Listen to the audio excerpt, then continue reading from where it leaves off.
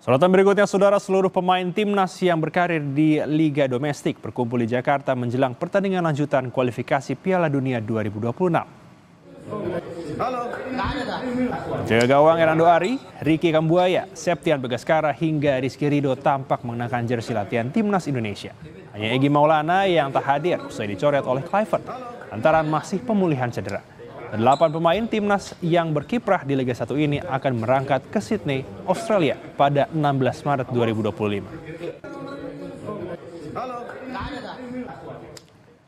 Sementara itu, Ketua Umum PSSI Erick Thohir menggelar makan malam dengan seluruh tim kepelatihan timnas Indonesia pada Jumat malam. Hadir di samping Erick, pelatih timnas Indonesia Patrick Kluivert hingga ketiga asisten pelatih Alex Pastoor, Danny Lansat, dan Gerald van der Broek.